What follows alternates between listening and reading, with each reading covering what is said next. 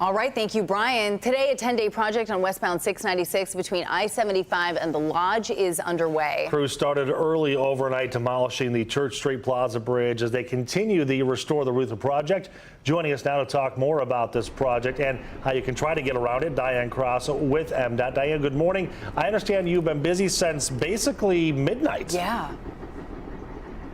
Well, we started with the closure of Westbound 696 from 75 to M10. That started about 9 o'clock last night, and crews have been out here saw cutting the concrete along the beams. We've got about 170 concrete beams that have to come down, and then they started pecking away at the bridge here behind me early hours. So our apologies to the neighbors nearby. We only have about 3 weeks to get this huge bridge to come down, and that's why we've had to close that westbound side. We don't want any of this debris coming down on any drivers. You know, that live shot certainly paints a picture of just what a massive project this is. But for folks, drivers who might be frustrated that both directions are now closed, can you talk about the magnitude of the work that's being done here to keep drivers safe in the long term?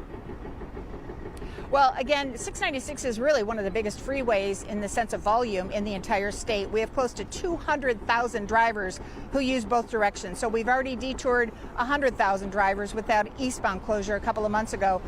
Drivers head south on M10, west on the Davison, north on 75. Well, for 10 days, we're having westbound drivers have to do the same detour, south on 75, west on M8, and then north on M10. But of course, as long as you're legally allowed to be on the road, you can use any road you like, which means a lot of drivers in Oakland County, these local mile roads, are going to see tens of thousands of additional drivers over the next 10 days.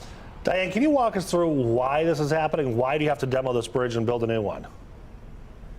Well, this unfortunately is that long tunnel that when you're on 696, it very often has icicles that come through that we have to stop traffic and knock them down.